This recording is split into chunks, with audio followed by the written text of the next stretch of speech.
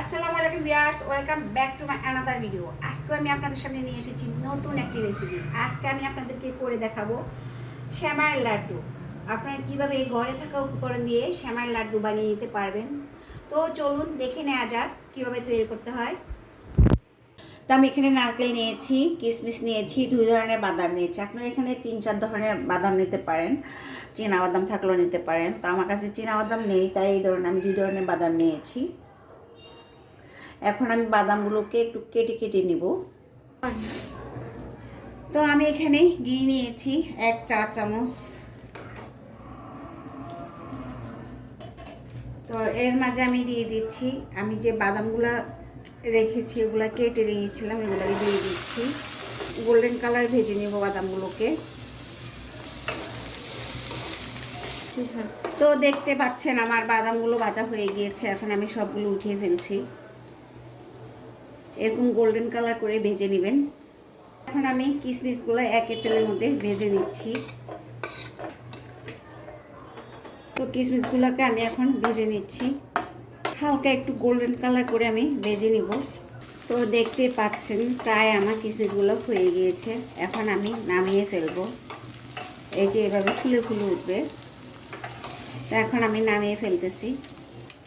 তো আমি এখানে নিয়েছি 1 প্যাকেট লম্বা যে কুলসুম সেমাইটা আছে সেটা নিয়েছি, দেখতে পাচ্ছেন। এখন এটাকে আমি একটু ভেঙে নিব। তো এখন আমি এখানে সেমাইগুলো দিয়ে দিচ্ছি। এগুলো আমি হালকা আছে ভাজবো, এখানে জোরে তাপ দেওয়া যাবে না। একই হিটের তাপটা রেখে আমি ভাজবো। জোরে হিট দিলে সেমাই নিচ দিয়ে পুড়ে যাবে, এই জন্য একদম লো হিটে সেমাইগুলোকে ভাজতে হবে আপনাকে। তো এখন আমি দিয়ে দিচ্ছি এখানে 1/2 কাপ পরিমাণ চিনি, যেটা আপনারা আপনাদের পছন্দ অনুযায়ী দিবেন। যে যেরকম মিষ্টি খান আর সেই অনুযায়ী আপনারা মিষ্টিটা দিবেন। মিষ্টিটা দিয়ে এখন আমি একটু চিনিটা দিয়ে একটু নেড়ে ছেড়ে দিচ্ছি, মিক্স করে নিচ্ছি। বাদাম পেস্ট 1 কাপ পরিমাণ, তো এগুলো দিয়ে একটু মিক্স করে নিচ্ছি আমি।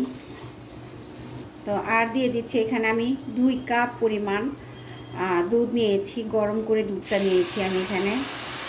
আপনারা যদি অর্ধেক সেমাই করেন তাহলে 1 কাপ দিবেন, আর যদি আপনার পুরা প্যাকেট করেন তাহলে 2 কাপ দিলে হয়ে যাবে। এটা একদম স্লো আগুনে আপনাকে করতে হবে। আর লবণ যদি আপনারা খেতে চান সামান্য 1 চিমটি লবণ দিতে পারেন। আমি এখানে সামান্য একটু লবণ দিয়েছি। তো এখন এর মাঝে আমি কিছু নারকেল কোড়ানো দিয়ে দিচ্ছি, ডেকোরেশনের জন্য কিছু রেখে দিচ্ছি। কিছু কিশমিশ দিয়ে দিচ্ছি, ডেকোরেশনের জন্য রেখে দিচ্ছি। কিছু বাদাম দিয়ে দিচ্ছি।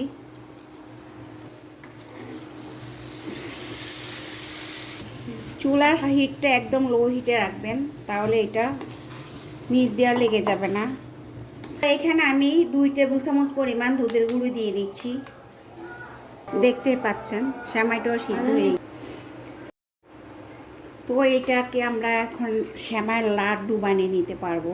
এইভাবে এরকম গরম গরম থাকা অবস্থা আপনারা এইভাবে এভাবে সেমাইয়ের লাড্ডু বানিয়ে নেবেন। আপনাদের মতো করে শেপ দিয়ে এভাবে সেমাইয়ের লাড্ডু বানিয়ে নেবেন। দেখতে পাচ্ছেন এইভাবে আমি সেমাইয়ের লাড্ডুগুলো বানিয়ে নেব। তো দেখতে পাচ্ছেন আমি খুব সহজে আপনাদেরকে সেমাইয়ের লাড্ডু করে দেখিয়েছি। আপনারা এরকম খুব সুন্দর করে নিজেরাই লাড্ডু বানিয়ে নিতে পারবেন, আর এটা খেতে ভীষণ মজা। যদি আমার এই রেসিপিটি ভালো লেগে থাকে তাহলে আমার চ্যানেলটি সাবস্ক্রাইব করে আমার পাশে থাকবেন। তো সবাইকে আল্লাহ হাফেজ।